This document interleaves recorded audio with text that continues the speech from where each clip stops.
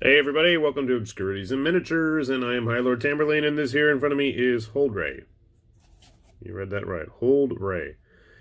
Okay, well, I'm assuming Raegh is his name, and I'm gonna guess that's probably a title that the dwarf, which are the dwarf-like race for Para Bellum's Conquest game, must be like a chief or something, because the hold are where they live, and they have like the hold warriors in plastic, which I have on their way in the mail while I'm filming this, and hopefully they'll be here soon, as I continue my descent into the dwarven kingdoms of the dwarf. So, sadly, he has a face. I really like this. He's got, like, the whole thing covered up. He just looks really raw and rough and tough and ready to rumble.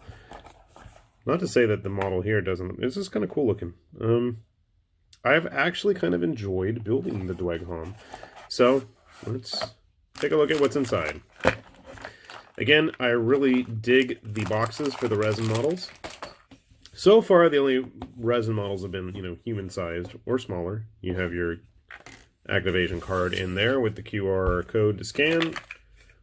Stick that back, because otherwise I'll lose it. And then we have the model itself. Get the crinkles out of the way.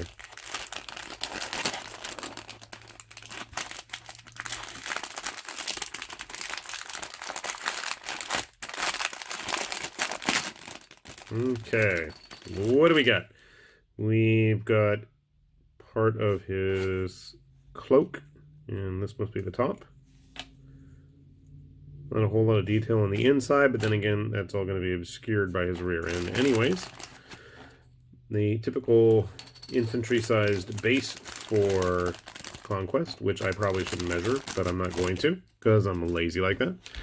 And we have the actual model himself, which, again, as I've said on just about every single resin release that I've gotten a hold of, which is most of them at this point, for Para Bellum's Conquest game, I'm really pleased with the quality. He is big. And by big, I mean he's not just like dwarf big, but like just big, big. Here is our Lord Executor, whatever. I've never been corrected one way or the other. He is part of the Spires for the 100... No. He is a hero for the Spires. I was going to say for the 100 Kingdoms, but that is not correct. Just to give you guys a good indication as well, here is a Frostgrave model. So when your dwarf is taller than a human in Frostgrave, and that's not even including, his crazy antlers and stuff there. I don't have any other dwarfs handy. That's a shame. I have my Inquisitor friend, and you can see here that he's actually taller than him, so that should give you a good indication of just how big he is. And then we have his weapon, which is going to definitely need some cleanup, but that's not a big deal. Like so, or like so? Like so. Second so. Alright, let me grab some clippers and we'll clean him up and we'll get him built, and hopefully we will show him off with some other models as well, so stick around. Okay, we got Raegh here. Raegh. I don't know how to say his name, but that's beside the point. As done as he really needs to be. It's not like he's that complex. It was obviously just the cape was two parts, glued the top on the bottom, and then the hands. I just blue-tacked blue-tacked the cape to his back for now, because I am going to want to get in there and be able to paint everything. So as I've said before with these Conquest models, they're big. That's a dwarf. That's a human. And here's an ogre. So this scale is working at their own scale with a human for size. I mean, obviously, being a noble-looking guy here, and he's very kingly with the horns and the heavy armor.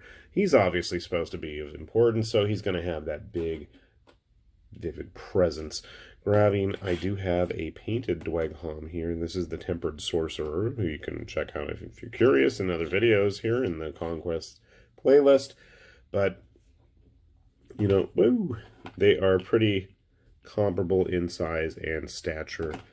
You just don't want to stay on that base, do you?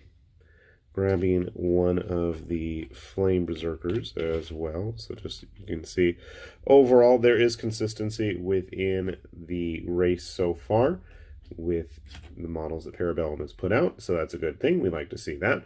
And hopefully, fingers crossed, I get some of the Hold Warriors, which are the more traditional looking regular dwarves, in the mail soon. So we can check those out and see how he compares. Grabbing my Nord's blooded model. And you can see there definitely is some flexibility in scale of how these models work in size and stature. So I think if you were going to use him as an actual dwarf in any other game, he is going to be dwarfing, pun badly intended, but definitely he's going to dwarf every other dwarf model on the table. There's just, but you know, maybe that's what you want in a king. You want a guy with presence and stature and poise, right? So maybe he's just pumped up with dwarven rune juice. I don't know. But at least for Conquest, he's definitely going to work out well. And as I've said with every release so far that Para Bellum has put out, the quality of the resin has just been really nice to work with. Pieces are easy to clean and put together. There's no real fudging the connection spots. I mean, it was just nice, simple construction, and he's going to look really nice when he's all painted up, which is hopefully going to be soon.